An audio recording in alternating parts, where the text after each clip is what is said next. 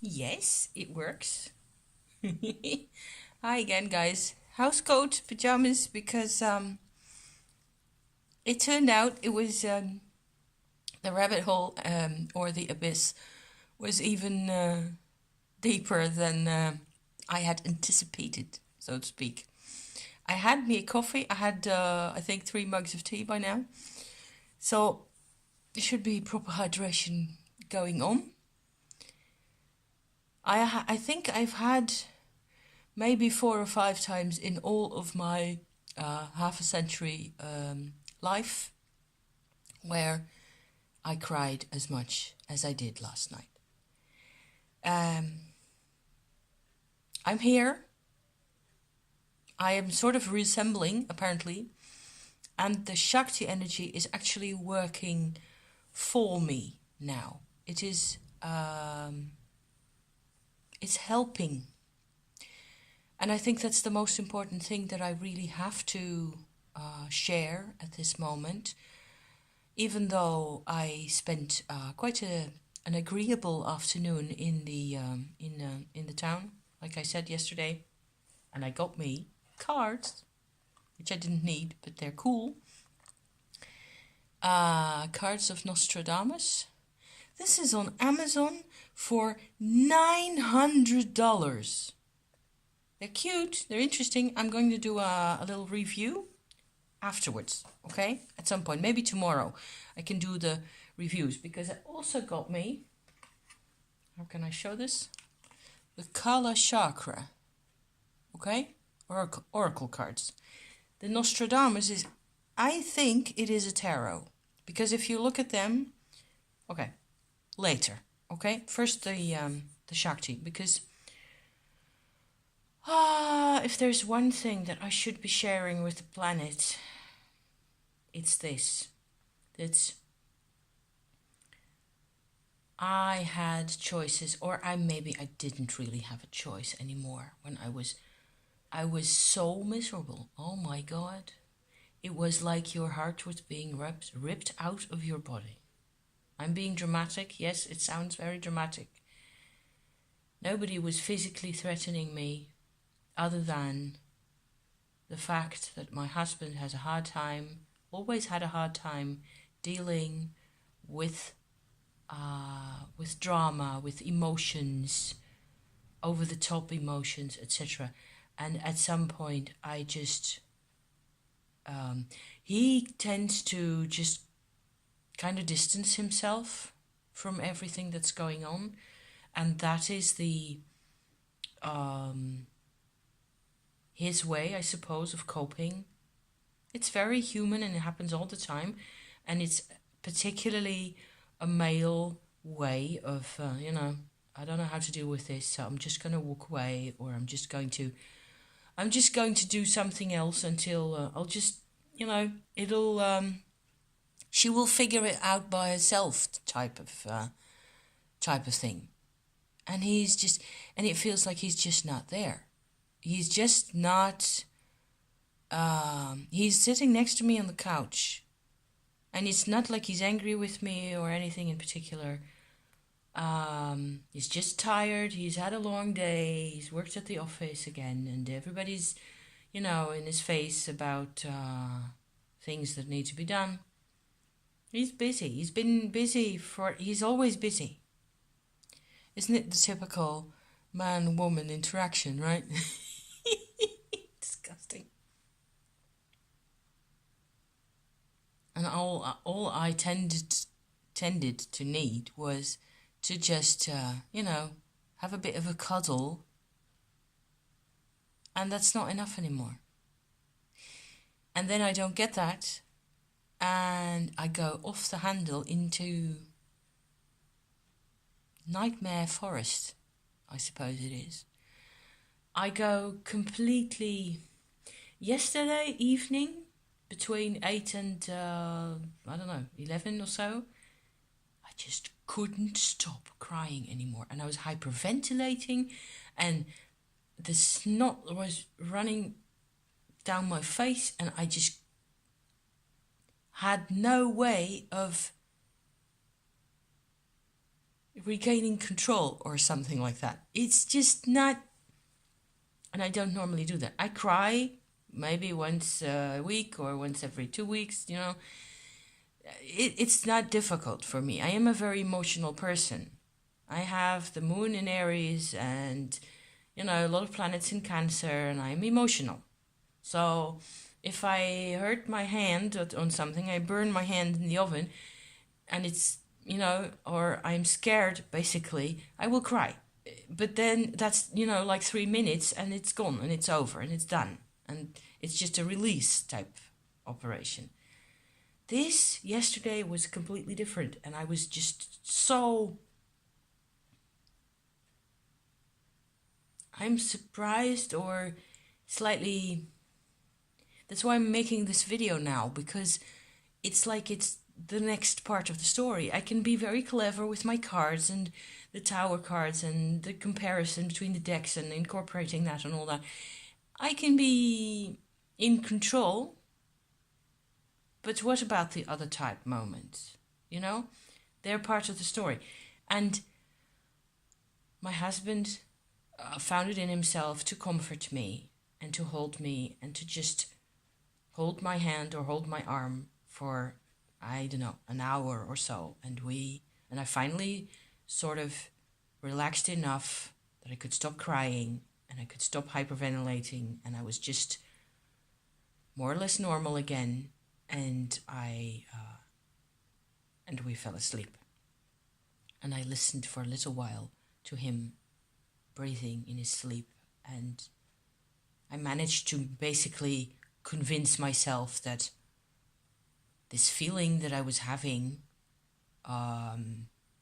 of the whole of the front of my body being torn out, basically, that was somehow also it's always very difficult, isn't it? The how you go about things, looking at things from the perspective of emotion, whereas what it looks like from the energy standpoint. And working with Shakti, this morning my husband was already gone off to work again. I'd seen him for like 2 minutes or so, and I'd gone make myself a cup of tea and gone back to bed because I didn't have any reason to stay up at 7 o'clock in the morning or whatever it was. And we talked just a tiny bit. Everything was fine, and I was fine. And I went back to bed because I needed a bit more sleep also. But before I even fell asleep, I realized that there was this immense pain in the front of me. It was actually finally coming to expression, which I had never felt like this before. The pain of abandonment and my parents fighting and all the rest of it, simple things like that. The lack of being a real human being integrated into my body with all the levels of awareness that I need to function, to be emotional, to be intelligent, to be available, to share with people and all the rest of it. None of that was ever really present in my life. I grew up basically looking back on it like a robot. I was like a child robot until I was 48 years old, until the soul retrieval happened. So that's crazy, right? How crazy does it get? It doesn't get much crazier than that, I think. It's that story that has led me to investigate the soul, consciousness, energy work, everything. I just grab hold of everything I can get. I don't care as long as it works, as long as it makes me feel better. Completion process, ditto. It's all part of my huge setup to become the human being that I am supposed to be, the person who is talking to you now, okay? Who is resilient, who is knowledgeable, who is available for, exchanging things on all these levels that we like to, how we like to have our lives, full of exchanges in all sorts of manners. It didn't used to be like that. And so, of course, it hurt. Of course, it was utterly unnatural being in a human body, growing up, first as a child, with fighting parents and all sorts of bad-ish things in their past that I didn't really know how to even look at, which you don't normally would look at when you're 3 or 4 years old. And then going with their, in their divorce period, being in a foster home for a little while, for half a year, and then being back with my mother, who was, very unpredictable in some ways and very predictable in other ways. And it was all very difficult to predict and all the rest of it. And I loved her and I couldn't stand her, and she was impossible in many ways. And she was sick and hurting always, in pain, my mother, and of course I cared, and none of it got any expression. I was a robot. I was a machine. I was entirely made out of cardboard. That's what it felt like. And there was no process in me, ever. So now, fast forward, because, you've heard most of my travails already.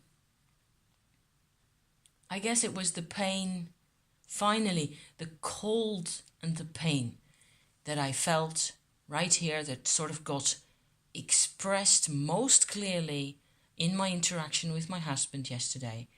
And the Shakti energy, which is inside me and is manifesting itself from my spine area forward into my chakras, into my organs, into my whole, all this expression which is supposed to be there, the processes and the expression and the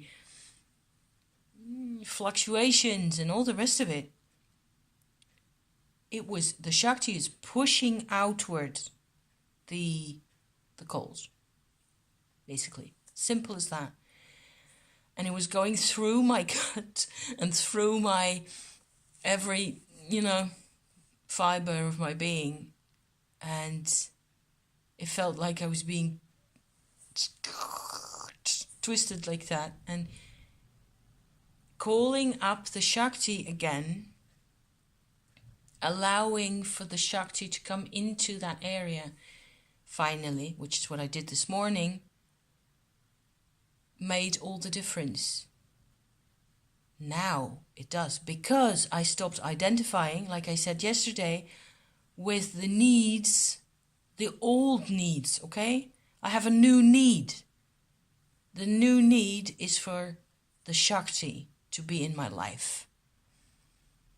And when I let that come through, so that's why I'm putting this up, because it may be very difficult. There may be moments in your process as well. It doesn't have to be as dramatic as it is on this end.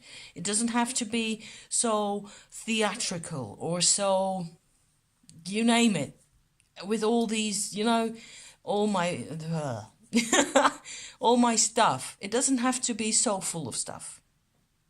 But it may still very well prove to be a bit of a challenge for you if you are going through with this.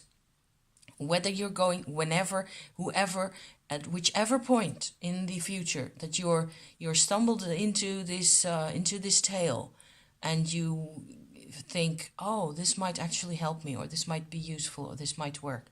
I just want to be straight with you. There may be thresholds, and it may be even that you feel like you're going uphill and you have no idea. And the way forward is at some point to let go of the identifications that we carry around with us and become aware first. In order to let them go, we have to become aware of them. If we don't, we have got these identifications. They're there. I have identifications with my father, with my mother, that I implement in my relationship with my husband, or I used to anyway. I am completely helpless and susceptible and powerless in some aspects, in some parts of that relationship, because that's the way I was programmed, and because it was a bit extreme in my case. I was invited very strongly to become aware of my identifications. And I suppose what I really mean is that I was utterly helpless in the way, in my relationship with my mother. And I was utterly, viscerally dependent on her goodwill. Being in her good books was everything to me. My mother passed away, I think it is by now 23 and a bit years ago. And I have transferred my attitudes and my identifications onto whatever is closest to me. So that means my husband, right? Whenever there's a problem, whenever it looks like he's going to not just disagree with me. If only he disagreed more often, it wouldn't be so hard. But it's the unspoken, quiet disapproval-ish type of thing going on there that drives me bonkers, and it forces me to become aware of what it is that I'm doing, that I am, of course, I am forcing him into a position that he doesn't want, that he's never asked for. And what with the energies, the Shakti energy, which is pure, and even though it's personal, it is also kind of neutral. It's not involved in power struggles or being less than a sovereign human being. The Shakti energy goes really well with any approach or search for sovereignty. That's a good thing, right? So I will get there. I will get out of this. And I can feel that the whole thing is warming up. As I am speaking to you, I am capable of putting these things into words. Maybe that's my gift to the world, that I can actually put this stuff into words. A bit of Jewish ancestry. Many words. So as you see, I am very much alive. I'm very grateful to be alive. Oh my gosh, yes. And later on in the afternoon, I will be going off to do a bit of cooking. I'm making, what is it? Goulash. A Hungarian type stew. Not with beef, but with pork this time. Not a vegetarian meal, not at all. But we have 22 guests coming this evening in the social restaurant that I work at.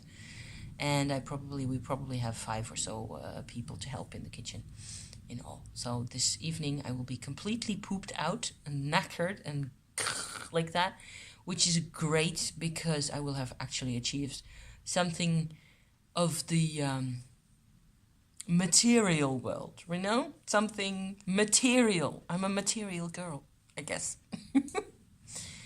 And poor cat. Poor cat is in my lap. That's why you have a different view of my room here. Because I'm sitting here, my phone is precariously balanced in between the decks. The piles of stuff that you normally get to see from the other side. Because my cat's in my lap and he was miserable. This cat has been going through all of it with us. And he hates it because he feels even more powerless than we do. So I will be back tomorrow with my little deck reviews. And nice and quiet and sort of rational and so on. So thank you for watching, guys. See you soon. Bye-bye for now.